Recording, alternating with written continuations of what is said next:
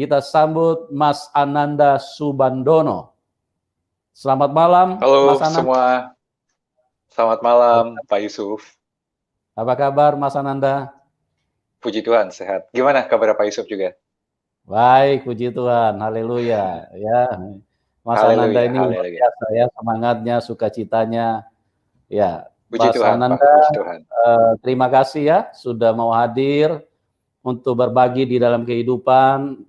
Ya, karena memang itu yang diajarkan Tuhan Yesus kepada kita, bahwa kita tidak boleh menikmati berkat Tuhan sendiri. Tuhan sudah berbuat baik, sudah mengerjakan keselamatan, sudah memberikan berkat yang begitu luar biasa di dalam hidup kita. Sudah sepatutnya, sudah seyogyanya kita berbagi dengan teman-teman yang lain. Nah, pada malam hari ini teman-teman sudah cukup banyak ya yang hadir untuk mendengarkan kesaksian daripada Mas Ananda.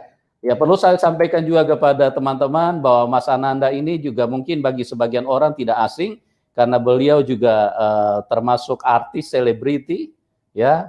Nah, nanti kita akan dengarkan saja secara lengkap.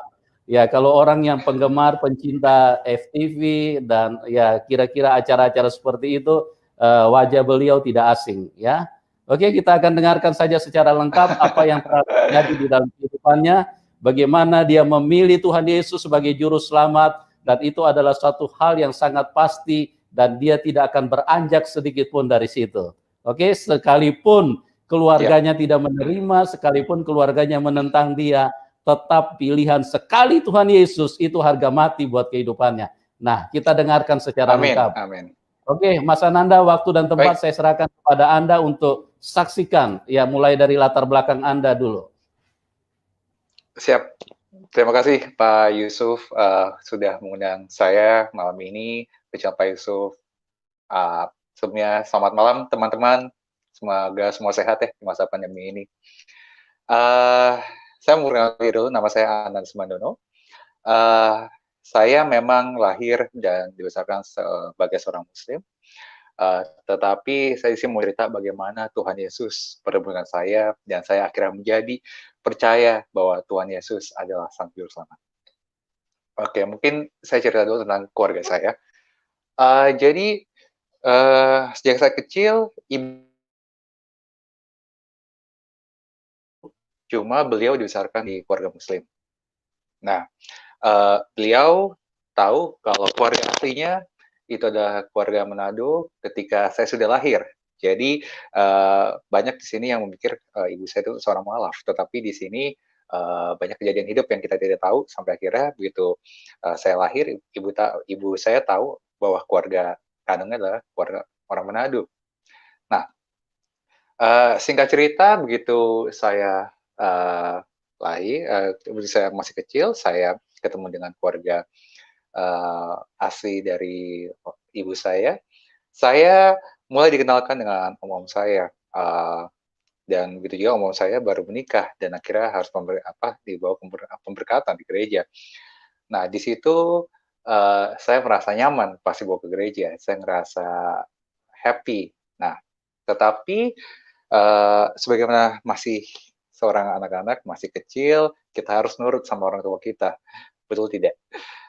Nah, jadi saya waktu itu bapak saya bilang ke saya, Nanda, ini bukan agama kamu seorang Muslim. Nah, apa yang kita lakukan sebagai anak kecil, kita mendengarkan orang tua tentunya. Jadi saya bilang iya saja. Oke Pak, oke Di. Karena saya waktu kecil saya manggil bapak saya Dedi. Nah, seiring waktu saya tumbuh, begitu di masa-masa Natal saya mulai merasa happy, saya dengar lagu gereja, karena tidak salahnya saya juga mendengar lagu-lagu gereja, lagu-lagu Natal. Nah, lalu seiring waktu saya merasa ada kekosongan. Saya mau waktu ketika saya Muslim, saya juga saya tidak rajin sholat, tetapi saya baca ayat Al-Quran, surat-surat di Al-Quran juga saya baca. Nah, lalu seiring waktu saya bertumbuh, SD, SMP, SMA, kuliah, dan lalu bekerja. Belum ada getaran hati saya untuk bertemu dengan Tuhan Yesus. Nah, pada suatu saat saya ketemu dengan teman saya. Teman saya mengajak saya di hari Minggu, bilang, "Nanda, mau ikut gak gue ke gereja?" Nah, saya tanpa basa-basi, saya langsung bilang, "Oke, gue temenin." Nah, begitu saya temenin, saya ke gereja di GPCC, sorry, saya temenin teman saya ke gereja di GPCC. Saya masuk ke sana, pertama kali ngeliat saya ke gereja GPCC itu sangat luar biasa. Bahkan tidak terlihat seperti gereja seperti biasanya, yang sangat besar bisa menampung 3.000 jemaat sekali ibadah. Dan perasaan saya jujur saya takut. Kenapa? Saya seorang muslim masuk ke gereja, perasaan saya itu seperti ketika kita sebagai orang Indonesia, kita datang ke negara Eropa, di mana mayoritas semua orang bule, dan kita orang Asia sendiri. Nah, rasanya saya minder seperti itu. Tetapi saya tidak gubris, saya fokus hanya ingin menemani teman saya pada waktu itu. Lalu pada waktu itu di GPCC sedang ada ibadah tentang jati diri oleh Pastor Jeffrey Rahmat. Lalu saya mendengarkan tentang khotbah itu tentang jati diri, dan ada kata-kata dari Jeffrey Rahmat yang sangat saya ingat sampai sekarang. Untuk tahu siapa jati diri kamu, kamu harus tahu siapa yang tinggal di diri kamu. Nah, itu membuat saya sangat-sangat tersentuh hati dan pikiran saya. Lalu setelah khotbah, di mana sedang ada berdoa, di GPCC kan kalau misalnya bagi siapa yang belum terima Tuhan Yesus, silakan angkat tangannya. Nah, di situ saya masih belum angkat tangan saya.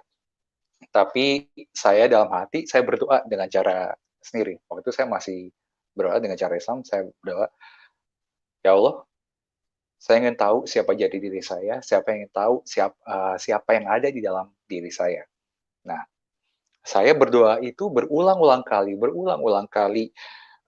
saya berdoa seperti itu, sampai akhirnya saya mendapat penglihatan ketika saya berdoa. Nah, ketika saya dapat melihat penglihatan itu, saya kaget. Apa yang saya lihat itu adalah sebuah pintu gereja, seperti gereja katedral, pintu gereja kayu, dan saya kaget. Lalu karena saya kaget, saya buka. Karena dalam hidup saya, ketika saya berdoa, saya belum pernah dapat penglihatan. Itu menurut pribadi saya. Nah, ketika saya berdoa di gereja, saya nanya tentang Tuhan saya langsung dikasih penglihatan. Lalu saya tanya ke teman saya yang bawa saya ke gereja,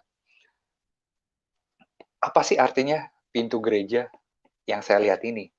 Nah, teman saya itu tidak langsung mengasih saya ayat Alkitab, tapi dia hanya menyuruh saya coba berdoa dengan agak kamu, minta sama Allah waktu itu.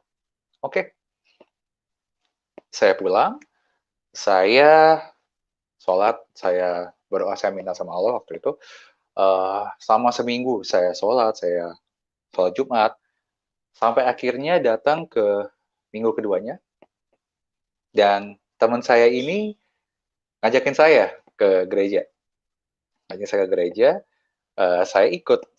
Nah, di minggu kedua ini saya mengikuti juga masih dengan tema jati diri, tapi saya tidak terlalu ingat pada minggu itu tentang jati diri, tentang khotbahnya. Saya fokus lagi untuk berdoa. Saya berdoa. Ketika saya berdoa dengan sama seperti minggu lalunya. Saya berdoa, "Ya Allah, siapa yang ada jati diri saya? Siapa jati diri saya sebenarnya?" Saya berdoa berulang-ulang kali dalam hati secara khusyuk, secara ikhlas, dengan terbuka hati, sampai akhirnya saya melihat pintu itu lagi. Nah, di pintu itu, kali ini saya melihat pintu itu lebih jelas. Mungkin dari sini, sekarang ke sini. Dari 100 meter jadi 50 meter, kurang lebih seperti itu. Nah, saya melihat pintu semakin jelas, tapi saya tidak langsung kaget, saya hanya melihat saja, sampai akhirnya saya buka mata saya tanya ke teman saya setelah selesai ibadah tentunya. Saya tanya, eee, "Apa sih arti dari pintu gereja ini?" Saya tanya lagi ke teman saya. Teman saya tidak kasih saya ayat, dia hanya menyuruh saya coba berdoa, meminta sama Tuhan, coba minta lagi, apa artinya, biar dikasih pencerahan. Nah, lalu saya pulang, saya sholat, saya berdoa, saya berdoa, saya sholat Jumat, sampai akhirnya di hari Sabtunya, eee, saya minta untuk ke gereja, tetapi teman saya kebetulan tidak bisa, karena beliau sedang keluar kota. Nah, itu saya masih penasaran, apa sih arti dari, pintu gereja ini? Nah, lalu saya mencoba, telepon teman-teman saya yang saya, tentu dekat, dan mau mendengar apa yang harus saya, eee, bicarakan. Akhirnya saya, chat teman saya, nanya, nama teman saya Vandro, saya bilang, "Vandro, lu besok kemana?" Dia balas dengan, "Besok gue ke gereja ndak, kenapa? Mau ikut?" Hahaha. Masih seperti bercanda. Lalu saya jawab, "Iya, gue mau ikut." Nah, setelah saya balas itu, nggak lama, nggak sampai 5 menit, dia langsung lawan saya. Dia bilang gini, "Dak, lu serius lo mau ke gereja? Lu kenapa?" Ya, saya langsung cerita ke teman saya, ya saya sedang apa yang saya alami, apa yang saya lagi jalanin, lalu dia ngajak saya ketemuan. Karena di hari itu dia juga pas sekali, eee, ada komunitas yang, dia hadiri setiap hari Sabtunya, yaitu Peacemakers. Dia bilang ke saya, "Di sini ada satu orang yang bisa ngerti apa yang lo rasa. Mungkin dia, lebih mengerti juga apa yang harus, saya lakukan." Nah, dia bilang juga bahwa orang ini adalah, dulunya juga seorang muslim, yang sudah bertobat percaya Tuhan Yesus dan mengikuti Tuhan Yesus. Kalau misal, saudara tahu, yaitu Kak Suban, eee, dia pemimpin dari komunitas Peacemakers di Indonesia. Nah, eee, lalu pada malam itu, di hari Sabtu itu, saya ketemu teman saya Vandro, saya cerita lagi apa yang saya rasakan, lalu saya dikenalkan juga dengan Kak Suban. Nah, di sini, eee, saya cerita semua apa yang saya rasain ke Kak Suban, lalu dia dengan muka yang penuh semangat, Kak Suban bilang ke saya, langsung dia mau menemani saya besok ke gereja. Saya semakin deg-degan tentunya. Kenapa? Karena, eee, saya datang ke gereja bukan dengan, orang yang saya kenal, yang bahkan orang yang baru saya kenal. Nah, itu saya semakin deg-degan, sampai besoknya eee, saya datang untuk ketemu dengan Kaskuban, eee, di situ saya kaget, ternyata Kaskuban bawa teman-temannya. Saya semakin deg-degan tentunya, tetapi fokus saya satu, yaitu saya ingin tahu siapa Tuhan saya ingin tahu apa yang, Tuhan ingin bicarakan ke saya, dan ingin tahu apa arti dari penglihatan saya. Nah, lalu saya datang ke gereja waktu itu, saya datang ke ke acara pelayanannya Barry Likumahua Project. Waktu itu mereka sedang ada panggung di Java Jazz. Jadi hari Minggu pagi ada pelayanan ibadah, di Java Jazz di Kemayoran. Saya datang ke sana, saya diajakin ramai-ramai. Nah, Di situ, tentunya walaupun itu sedang lagi festival, sedang lagi acara besar, tapi kalau kita beribadah dan kita memuja Tuhan Yesus, tentu hadirat Tuhan Yesus hadir di tempat. Nah, begitu saya masuk, saya ibadah, khotbah itu temanya tentang kemenangan. Waktu itu pastornya bilang, "You are the winner. Tell yourself you are the winner. Why you are the winner? Because you have Jesus in your life." Nah, saya semakin saya semakin ingin tahu tentunya siapa jadi diri saya. Ketika dibilang siapa di apa kalau kamu adalah pemenang, kamu harus tahu siapa yang tinggal dalam hati kamu. Nah, begitu sedang berdoa, setelah khotbah kita berdoa, saya berdoa lagi. Tapi kali ini saya berdoa seakan saya menantang Tuhan. Saya berdoa, doa saya begini, saudara-saudara. Saya berdoa, Tuhan, aku ingin tahu siapa jati diri aku sebenarnya. Aku ingin tahu siapa yang ada di dalam diriku dan siapa Tuhan aku. Saya berdoa berulang-ulang kali dengan ikhlas, dengan hati yang terbuka. Saya ingin tahu sampai akhirnya saya dikasih penglihatan lagi. Saya dikasih penglihatan lagi, tentunya penglihatan saya sama dari penglihatan pertama saya dan kedua saya, yaitu pintu gereja.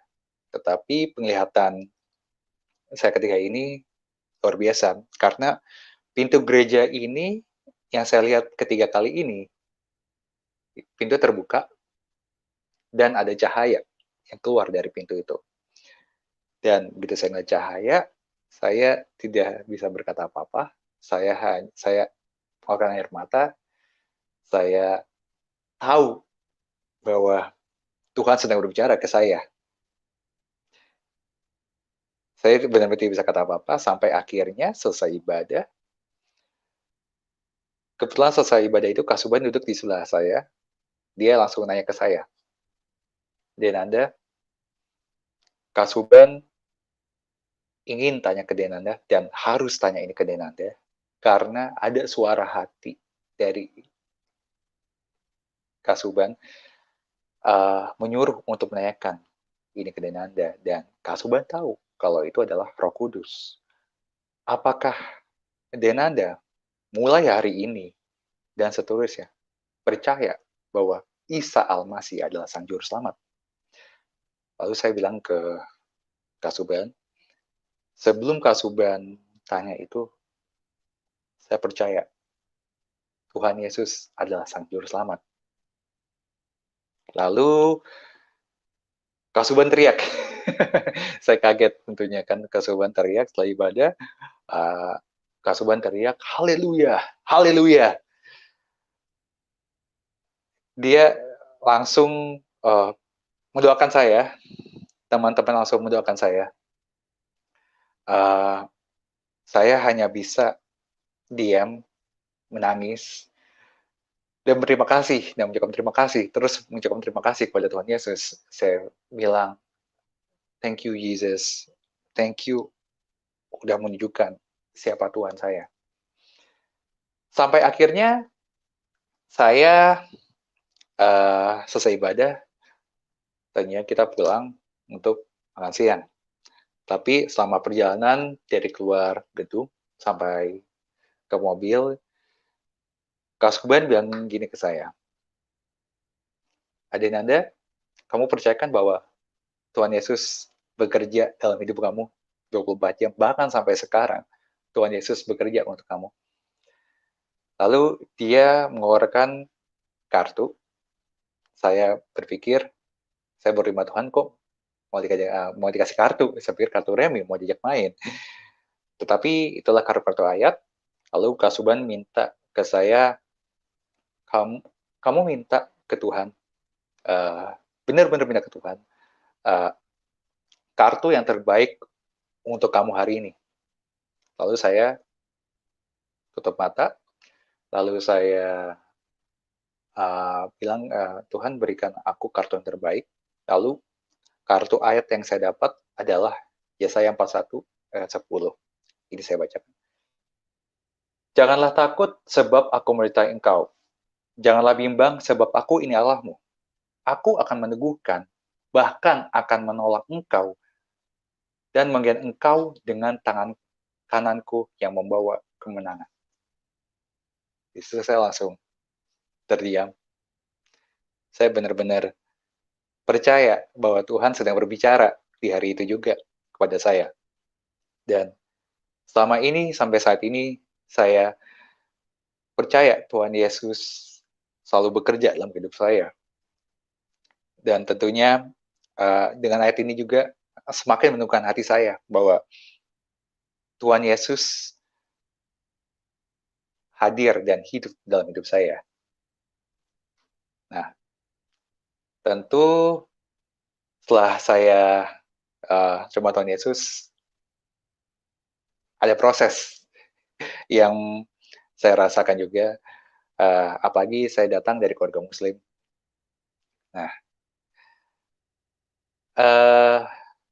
proses ini sangat-sangat tidak enak untuk saya jalankan. Tentunya saya harus kasih tahu juga kepada saya bahwa saya percaya Tuhan Yesus. Tetapi banyak kabar yang sudah terdengar sampai orang tua saya dan adik saya dengar saya, bukan dari mulut saya awalnya, kalau saya percaya Tuhan Yesus, mereka langsung tidak terima, banyak penolakan tentunya. Tetapi apa yang saya rasakan ini, saya percaya bahwa memang Tuhan Yesus baik. Walaupun perkataan dari keluarga saya itu sangat menyakitkan hati saya tentunya. Bahkan kalau misal kita saya ada grup penuh dengan adik saya, tentunya mereka sangat tidak setuju dengan pilihan saya. Sampai ada caci maki, ada kebencian di chat itu. Dan saya, orang tua saya benar ingin berhubungan saya, ingin mencari dengan saya, benar-benar mencari saya. Kenapa? Tapi saya decide untuk menghindar dulu sementara karena itu masih penuh dengan emosi. Karena saya percaya kalau misalnya saya ngomong pada saat itu, mungkin mereka tidak mendengar karena sedang tidak berkepala dingin. Saya decide untuk ngekos, saya sedikit jaga jarak dengan keluarga saya, untuk mereka tenang. Dan di saat saya menjaga jarak, orang tua saya mencari saya, bahkan dengan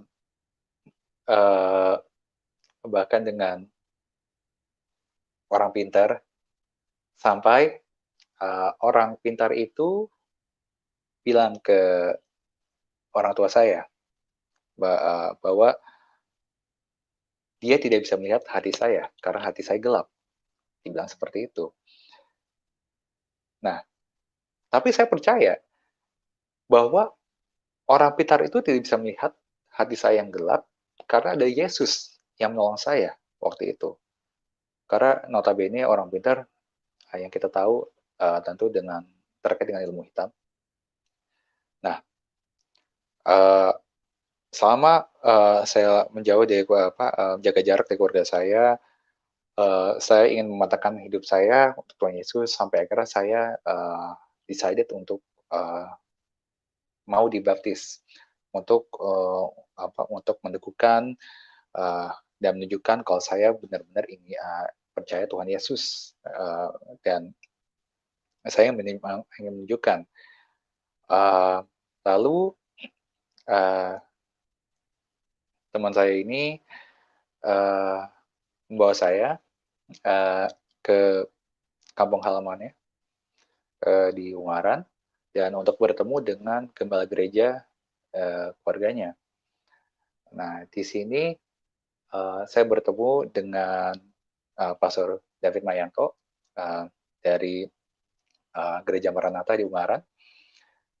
Saya cerita semuanya apa yang saya alamin, bagaimana saya ketemu Tuhan, lalu niat baik saya untuk untuk bisa dibaptis, dan saya ingin menjadi saya benar percaya bahwa ada Tuhan Yesus bekerja dalam hidup saya.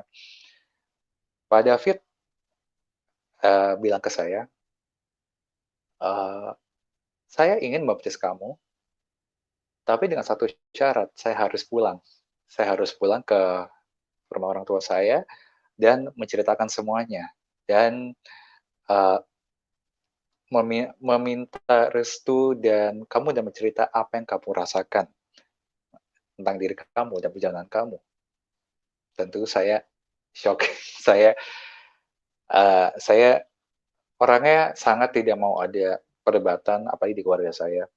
Lalu Pak David ketika bilang saya itu, saya menguatkan niat dan iman saya untuk pulang, dan tentunya saya minta adik saya untuk membantu arrange ya, biar gimana kita bisa bertemu sekeluarga.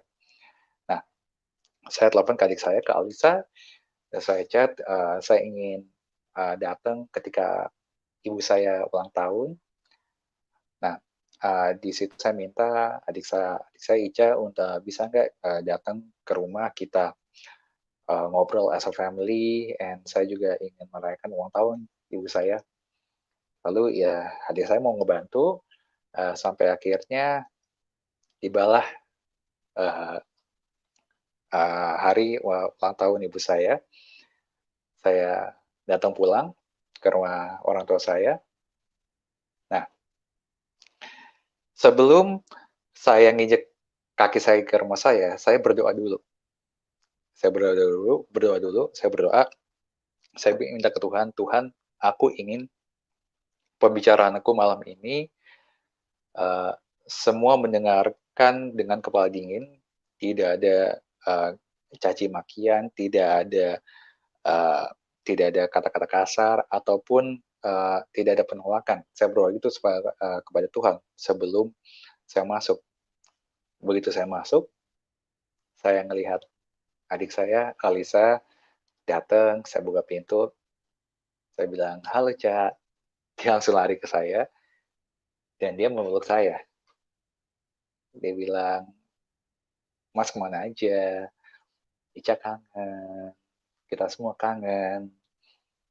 Terus saya mulai menangis, lalu dari kejauhan saya melihat ibu saya turun tangga, terus melihat saya panggil ibu saya, halo Ma.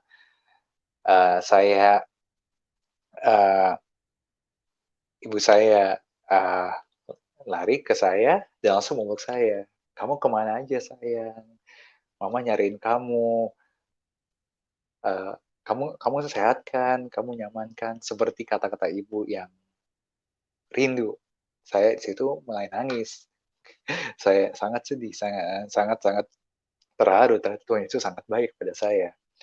Lalu saya ngeliat bapak saya datang, saya salim, cium tangan beliau, lalu kita mulai makan malam. Selesai makan malam, kita ada rapat keluarga. Nah, di rapat keluarga itu,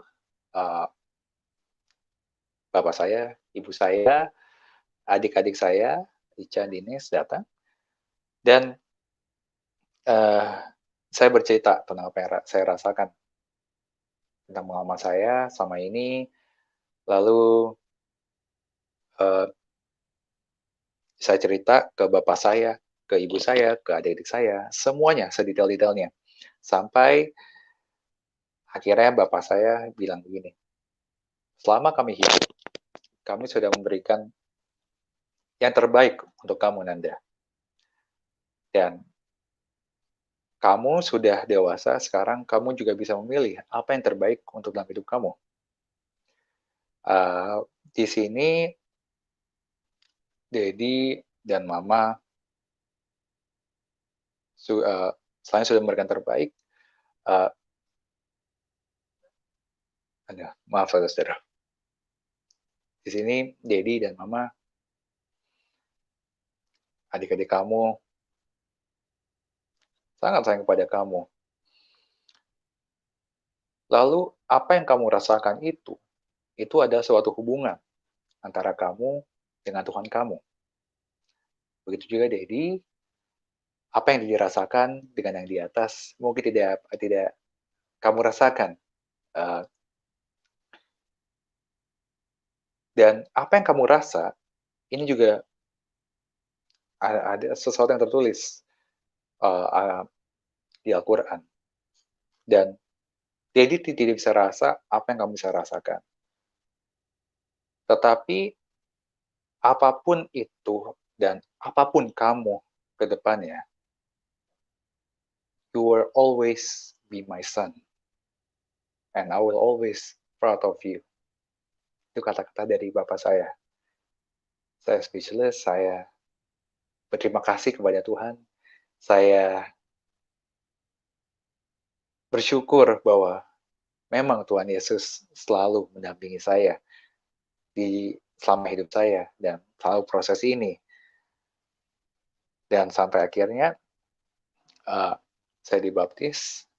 2 minggu kemudian saya dibaptis. Puji Tuhan, sampai detik ini juga saya masih bergantung dengan Tuhan Yesus untuk hidup saya, untuk kehidupan rumah tangga saya, dan juga semuanya, benar semuanya, saya mengandalkan Tuhan Yesus dalam kehidupan saya. Nah, mungkin ini bonus saudara-saudara, sebelum saya serahkan ini kembali ke Pastor Yusuf.